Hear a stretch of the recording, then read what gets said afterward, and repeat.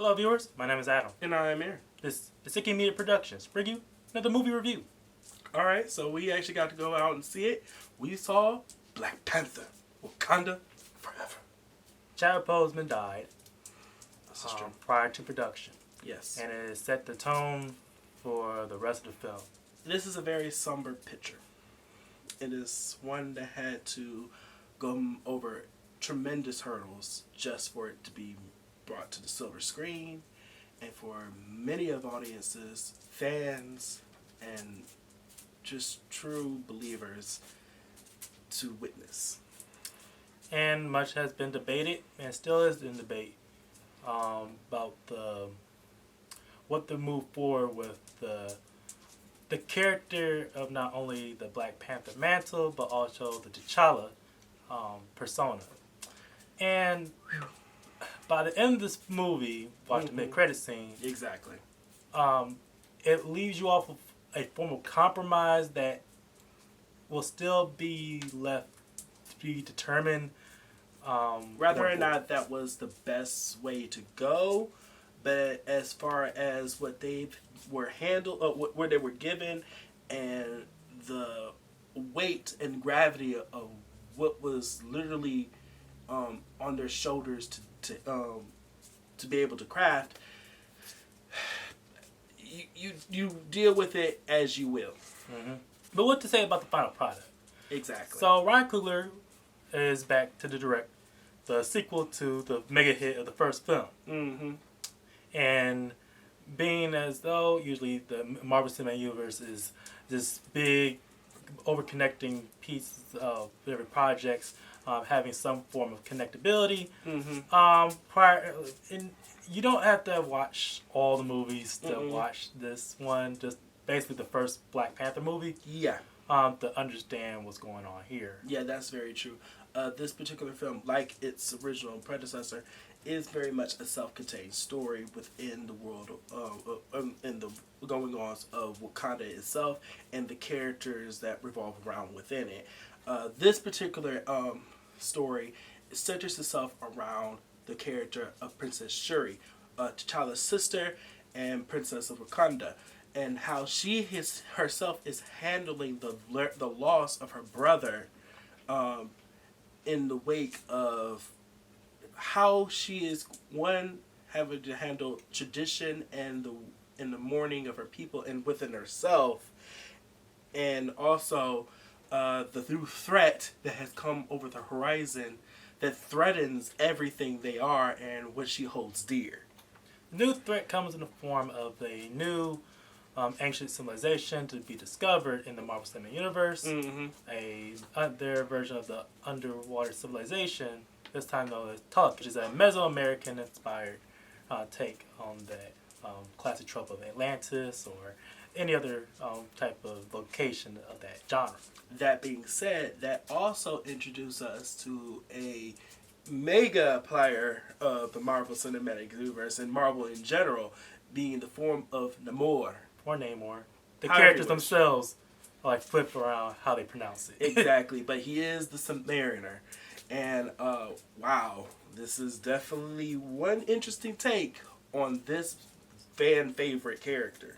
Main theme of this film is grief, and how it affects not only the individual characters, yes, the nation of Wakanda, and how the rest of the world interacts with them.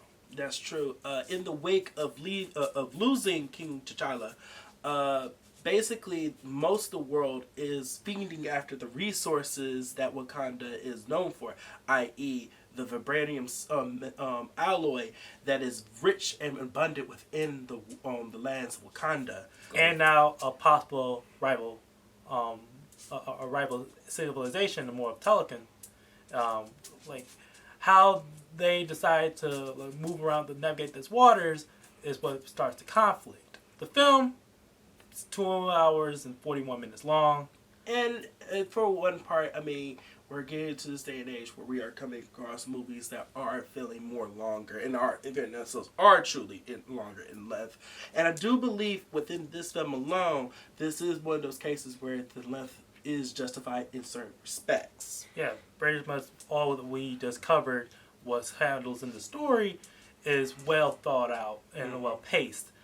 Depending on based on basically because the scenes themselves, it gives you enough time to mesmerate on what's being taken in, whether it's the grieving aspect through the characters or because they're introducing a new corner of the MCU. You actually get to see so far good aesthetic wise what this Tenoch Empire is about. Unfortunate enough, despite the title Wakanda being the name, Yeah, Wakanda in and of itself is still not fully fleshed out. Yet again, we revisit quite a few of the same places that we've already seen Wakanda, and not enough of what we still haven't. I.e., we've already seen and explored the concept of the throne room, the labs with Wakanda. basically the capital city, and also just the brief exteriors and the throne room of where M'Baku lies. Mm-hmm. So there's you have a whole council figures that are very important to the political nature of what makes Wakanda unique. But you don't get to explore those unique aspects that they bring to the table. There are different cultural aspirations that should have been dive deep into, and yet again in this outing we just don't have the time, and we just don't get a chance to explore that. And in certain respects, it's kind of weird considering we do get a little bit exploration into the empire of the Tenoch, and why them, but not so much in a movie where it's supposed to be this front and center Wakanda.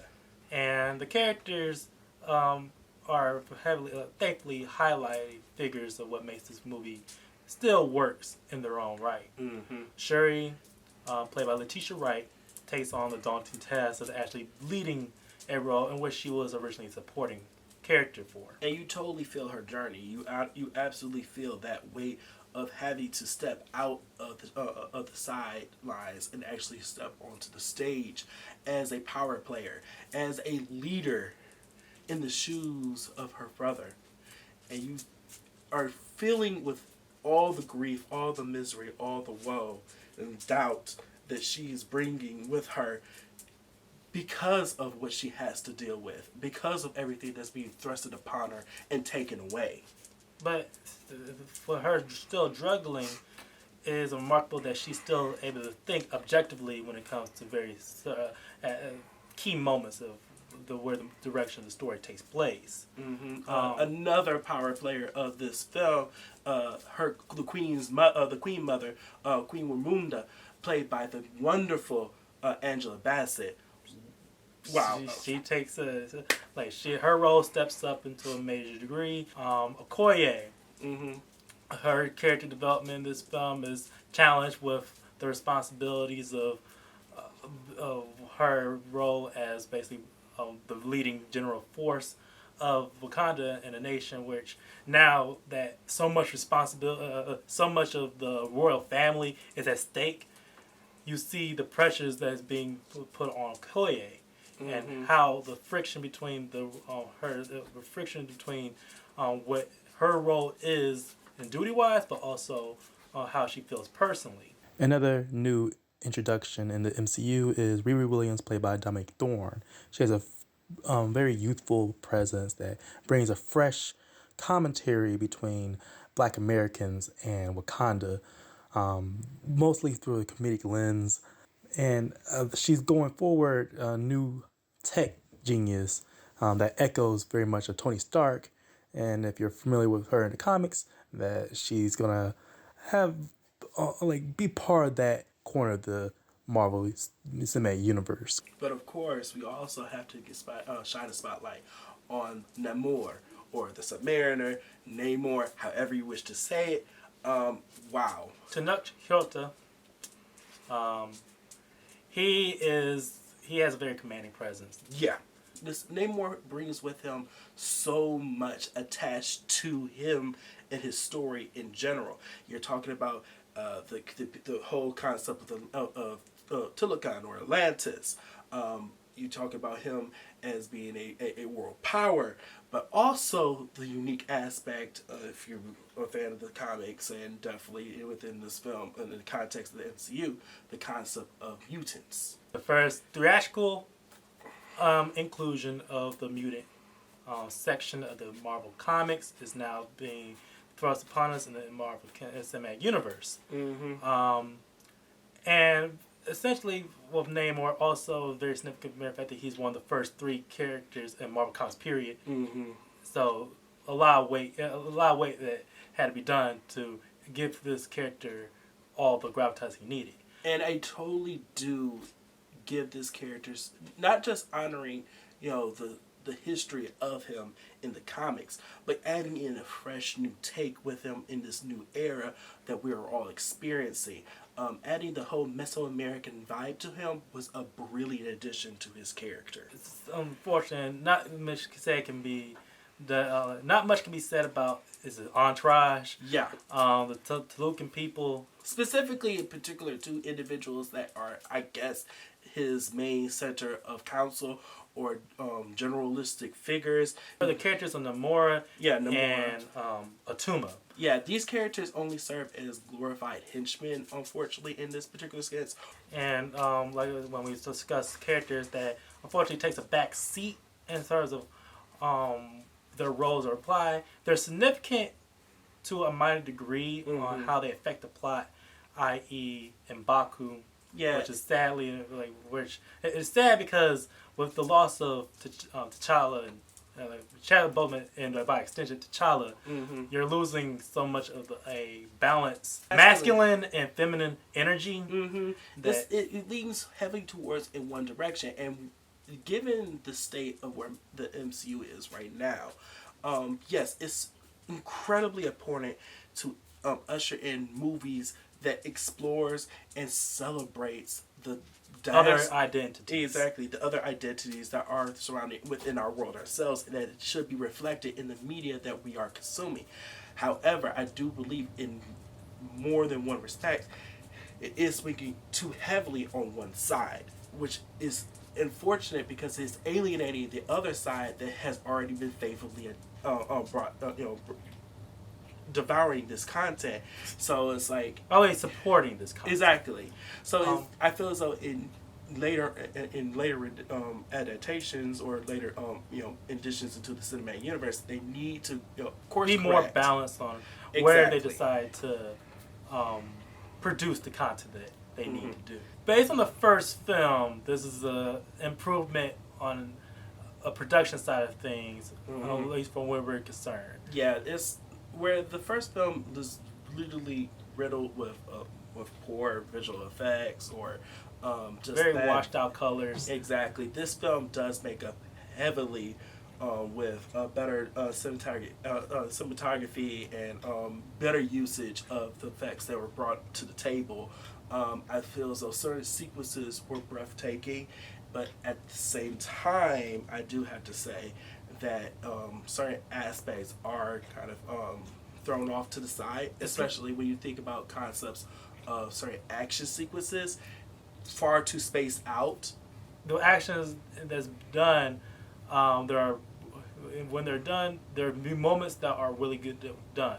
Yeah, but there's like when they're showing wide shots in full glory. When it comes to close quarters combat, though, yeah, that's where it gets too choppy, or scenes are just like it's too muddled up with trying to either hide the concept of certain things just can't happen. But when we talk about the cinematography, how that's improved from the last one, there's a better color balance and saturation on display here to really show off the aesthetic beauty. Yes, of both nations that's being portrayed here. Especially, I'll take a high point right here because I feel absolutely strong about this concept of the usage of water in films, and how filmmakers, directors, cinematographers are able to showcase it in its most natural aesthetic.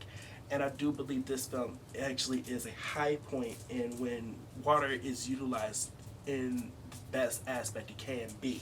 Yeah, production design shows a lot more depth than that's usually shown.